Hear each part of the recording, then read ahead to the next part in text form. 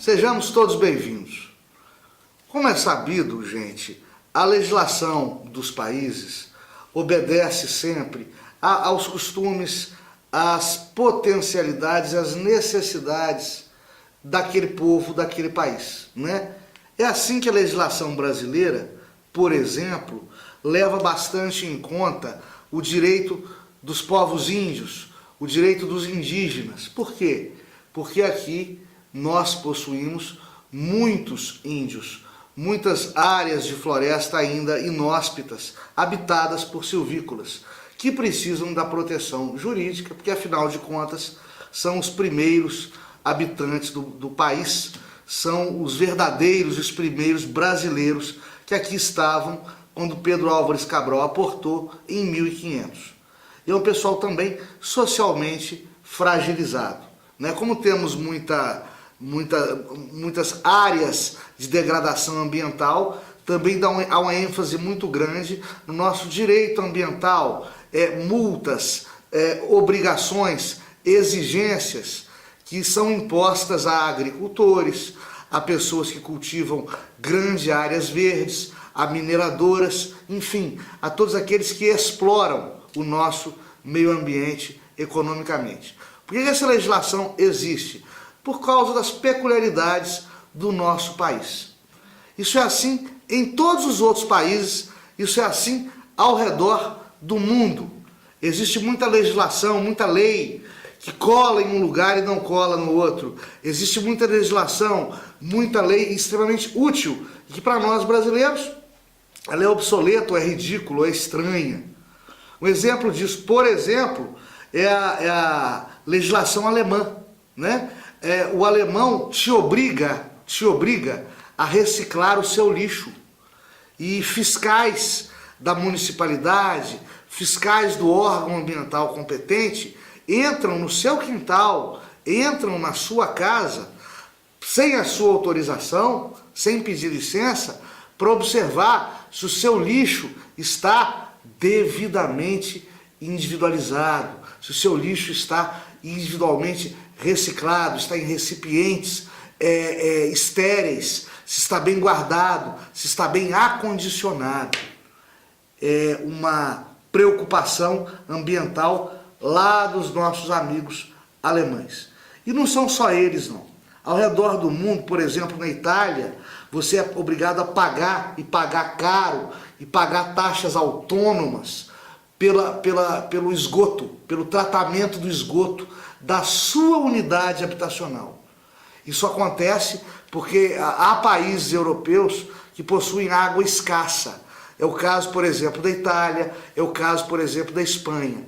Todo o tratamento de esgoto italiano é extremamente caro, é exigido, e você não consegue viver em uma unidade habitacional, em uma casa, você não consegue ser um cidadão italiano sem ser incomodado pela polícia ou pelos órgãos de fiscalização, sem pagar e pagar caro pelo tratamento do seu esgoto. É como se você tivesse um esgoto próprio da sua casa, ali dentro da sua casa é você o responsável, é você que paga. Por falar em Itália, a Itália tem uma legislação curiosíssima sobre a idade do consentimento e sobre a direção de veículos automotores. A idade do consentimento na Itália para beber, para fumar tabaco, não é aos 18 ou aos 21 anos, mas sim aos 16 anos, né? O legislador italiano entende que já aos 16 anos o adolescente italiano tem condições de saber que o tabaco faz mal, que o álcool faz mal, e se bebe e se fuma, aí passa a ser um problema individual desse adolescente, né? Na Itália também há uma legislação curiosa sobre tráfego, veículos de 4 rodas, e a lei italiana acompanha a tendência mundial, na carteira de habilitação aos 18, restrições aqui e acolá, conforme as leis de trânsito do mundo inteiro. Mas para a direção de veículos de 2 rodas, de motocicletas, dependendo da cilindrada, o adolescente aos 16 ou 15 anos já pode pilotar uma motocicleta. E obrigatoriamente, aos 50 anos, o condutor da motocicleta não poderá mais conduzi-la. Eles não permitem que a pessoa madura, a pessoa de terceira idade, o idoso, conduza veículo automotor de 2 rodas, conduza motocicleta. A questão da motocicleta é também muito interessante nos Estados Unidos da América do Norte, um país extremamente capitalista, guiado pelo dinheiro, né? Guiado pelo ter e não pelo ser, muito embora um país maravilhoso, né? Lá, a condução de motocicleta, você não está obrigado a usar capacete. Você só estará obrigado a usar capacete se você depender da medicina pública, se você depender do Social Security, do SUS lá dos americanos. Ou seja, se o seu prejuízo com a sua queda da motocicleta for arcado pela rede de saúde pública americana, você tem que usar capacete. Se ao contrário, você tem um plano de saúde privado, se é você que vai pagar pelo estrago no seu crânio com a queda de motocicleta, você não é obrigado a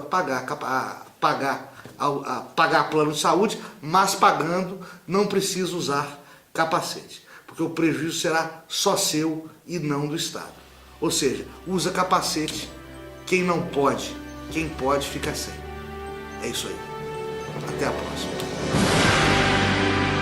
Entretanto, apoio cultural ACIA, Minax, Europa Empreendimentos, Vera Cruz, John Romualdo e Casa Santa Marina.